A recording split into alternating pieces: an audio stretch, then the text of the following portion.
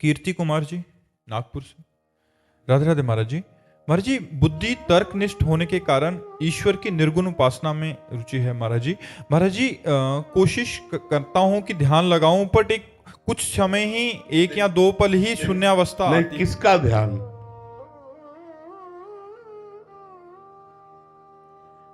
निर्गुण का है? निर्गुण का ध्यान। निर्गुण का कोई ध्यान होता है? ऐसा ही बोल रहे हैं। नहीं, निर्गुण का, निराकार का कोई ध्यान होता है? महाराज जी, कोई विचार ना आए। कोई विचार ना आए, विचार शून्यता बने। हाँ, ये खास बात। निर्गुण निराकार के ध्यान का लक्ष्य क्या है? विचार शून्यता। जैसे नींद में कोई भी बात स्फुरित नहीं होती, स्वप्नावस्था नहीं, गाढ़ नींद में, ऐसे जागृत में गाढ़ अवस्था हो, कोई भी स्फुरित न सत न असत, वो है ध्यान। पर भाई, आप कर रहे हो और हम करके तुम्हें बता रहे हैं। हमारी बात तो मानो ना। 20 साल निर्गुण उपासक रहे, 1-2 साल नहीं बचपन से इस मार्ग में करके देख लो। जब तक शरण नहीं होगे तब तक बात बनेगी नहीं। आप देख लो, अगर हमारी बात मानो, नाम जब करते हुए नाम का ध्यान करो। नाम निर्गुण भी है, नाम सगुण भी है। वो आपको अकाल पुरुष तक पहुंचा देगा, अरूप में स्थित कर देगा। हमारा स्वरूप अरूप ही है, ये हमारा रूप नहीं है। हमारा स्वरूप निर्गुण ही है, निराकार ही हमारा स्वरूप है। नाम के बिना नहीं पहुंच सकते। आप करके देख लेना, आप करके देख लेना। अगर विजय प्राप्त कर लेना तो हमें बताना। जब तक नाम जप नहीं करोगे, भले गुरुदेव से लो, चाहे प्रणव लो, प्रणव मतलब समझ रहे हो ना, चाहे प्रणव लो या राम नाम लो या कृष्ण नाम लो या हरि नाम, बिना नाम जप किए उस अकाल परम पुरुष दिव्य सच्चिदानंद को प्राप्त नहीं हो सकते। वही साकार है, वही निराकार है, वही सगुण है, वही निर्गुण है, क्योंकि वही एक है। ये मानते हो ना, एक ही है और हम फंसे आकार में। अब इन समस्त आकारों की विस्मृति करने की सामर्थ्य निरंतर हम में नहीं है। आप देख लो ना। तो हम क्या करें? कांटे से कांटा निकाल के दोनों को फेंक दें। कांटे से कांटा निकाल के दोनों को फेंक दें। पहले तो गुरुदेव के रूप का साकार आश्रय लो। गुरुदेव बनाया है? नहीं महाराज। अपने मन को, अपनी, भगवान श्री कृष्ण सामने हैं और भीष्म पितामह जी कहते हैं, हे श्री कृष्ण, मैंने अपने जीवन में अपनी बुद्धि को कभी किसी का वरण करने नहीं दिया। आज इस कुमारी बुद्धि को आपके चरणों में ब्याह करते हैं, अपनी कुमारी बुद्धि को आपके चरणों में समर्पित करते हैं। तो करो ना, एक बार तो करके देख लो। मन बुद्धि मय्येव मनाधत्स्व मयि बुद्धिम निवेश है, तो निवशिष्य मय्येव अतुर्धम न स। ये मान ले यार, काहे को समय खराब कर रहे हो? नाम जप करो। महाराज जी, आप ही में गुरुदेव की भावना है महाराज। अरे हम तो, हमारी तरफ पढ़ोगे तो निराकार से फिर आकार में आ जाओगे क्योंकि जिसका चिंतन किया जाता है, जो रस होता है, देख लो, भाग लो, भाग लो। जब भाग करके थक जाना तब आ जाना, तो हम तुम्हें पकड़ा देंगे हाथ ऐसी जगह जहां निराकार का जो सार है वो आप समझ जाओगे। है? नाम दे दीजिए कोई। अब हम चिल्ला रहे हैं यार, इससे ज्यादा क्या? राधा राधा राधा राधा राधा। राधा जपो, निराकार में स्थित हो जाओगे। राधा जपो, साकार में स्थित हो जाओगे। राधा जपो, कामनाओं की पूर्ति हो जाएगी। राधा जपो, सब कुछ प्राप्त हो जाएगा। हम हाथ उठा के कहते हैं, बचपन से साधन में रहे हैं। अष्टांग योग, सांख्य योग, कर्मयोग, भक्ति योग जैसा बना, गुरुजनों से वैसा जानकारी मिली, लेकिन सबके बाद अब हम सब भूल जाना चाहते हैं। केवल एक बात याद रखना चाहते हैं, राधा राधा राधा राधा। वही आपको दे रहे हैं। अगर आप ले पाओ तो ले लो। देख लो, डॉक्टर पीली दवा देता है या हरी दवा देता है, हमें जो भी देता है हम चुपचाप खा लेते हैं। यदि हम सद्गुरु रूपी वैद्य को ये डॉक्टर की तरह मानकर उनके द्वारा दिए हुए वचन रूपी दवा को हम खा लें तो हमारा कल्याण हो जाए, लेकिन हम क्यों में नहीं छोड़ पाते। डॉक्टर से नहीं करेंगे, लेकिन भवरोग की निवृत्ति कराने वाले संत सद्गुरुदेव से जरूर कह देंगे। हम आपसे सच्ची कहते हैं, नाम जप करो, देख लो, आपका कल्याण हो जाएगा। आपको निराकार का बोध हो जाएगा, आपको साकार का साक्षात्कार हो जाएगा। जो चाहो वो हो जाएगा, पर नाम जप करने से होगा। नाम जप नहीं करोगे तो माना आपके प्रबल अभ्यास के कारण मिनट 2 मिनट आप शून्याकार वृत्ति की तरफ बढ़ेंगे, लेकिन फिर वही मन चंचल हो जाएगा, प्रपंच में फंसा देगा, क्योंकि उसको आश्रय नहीं मिला। भले प्रणव जपो, लेकिन उसको आश्रय आधार चाहिए। समस्त आधारों का त्याग कर देना ही उसकी उपासना है।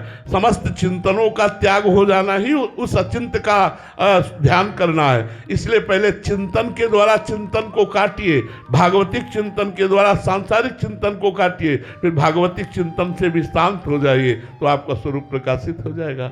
जैसे निर्मल जलाशय में, शांत अचल जल में नीचे क्या हम देख सकते हैं? निर्मल जल है और अचल जल है, शांत जल है, तो हम नीचे देख सकते हैं क्या है। ऐसे ही निर्मल मन में और शांत मन में निराकार का अनुभव हो जाएगा। जब तक मन निर्मल नहीं होगा और शांत नहीं होगा, तब तक अनुभव नहीं होगा। यद्यपि वो मन से परे है, पर अनुभव इसी से होगा। जैसे हमारा रूप कैसा है, ये हम दर्पण के द्वारा देख सकते हैं, ऐसे सम अवस्था में को प्राप्त अंतःकरण के द्वारा अपने स्वरूप का अनुभव हो जाता है अपने आप से। लेकिन अंतःकरण को समता से युक्त करना पड़ता है, अंतःकरण को निर्विकार करना पड़ता है, अंतःकरण को निर्मल करना पड़ता है। इसलिए हमारी प्रार्थना नाम जप करो। रमेश जी हल्द्वानी से, राधे राधे महाराज जी। गुरुदेव भगवान, हम आपके द्वारा दिए गए समस्त नियमों का पालन करने का पूर्ण प्रयास करते हैं। हमने एक बार एकांतिक वार्तालाप में आपके श्रीमुख से सुना था कि प्रकट में गुरु दर्शन का विशेष महत्व है और गुरु कृपा तभी सुलभ होती है जब अंतःकरण गुरु आज्ञा की प्राप्ति के लिए लायित रहता है और गुरु अपनी दिव्य कृपा दृष्टि से शिष्य को योग्य बना लेते हैं।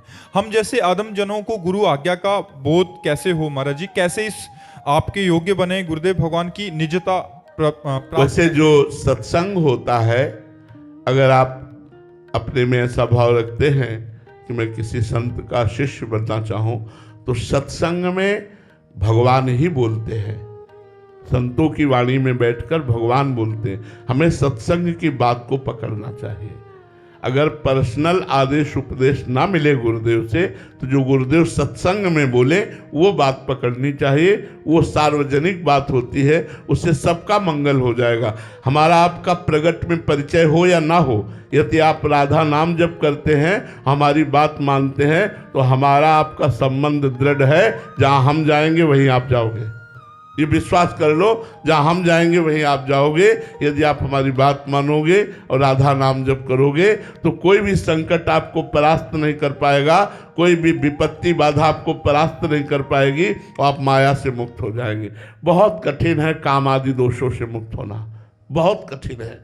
आप लोग शायद नहीं जानते हैं, क्योंकि आप उसी में फिसले हुए हैं। जब उनसे निकलना चाहे तब पता चलता है ये योद्धा कितने बलवान हैं, मार मार करके पूरे संसार को गिरा रहे हैं। काम क्रोध लोभ मोह मद मत्सर, ये 6 जो है बहुत बड़े विकार हैं, और हर अंतःकरण में अपना प्रभाव रखते हैं। वही अंतःकरण जो भगवान के भजन में निरंतर लगा है, वही बच सकता है।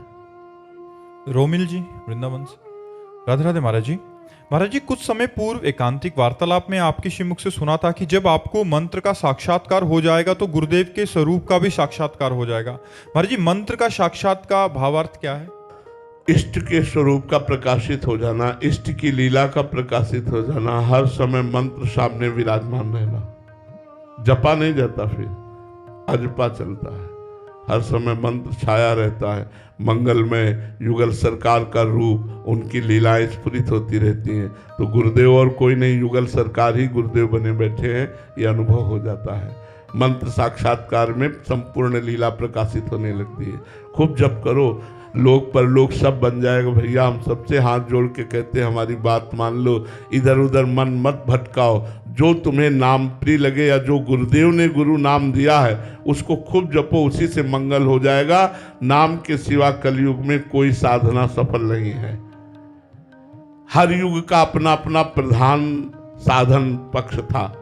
कृत्युगे ध्यायते विष्णु, त्रेतायाम यजते मखई, द्वापरे परिचर्यायाम कलौ तद्धर कीर्तनात्। सतयुग में ध्यान के द्वारा भगवान की प्राप्ति होती थी, त्रेता में यज्ञ के द्वारा, द्वापर में पूजा के द्वारा, कलयुग में नाम के द्वारा।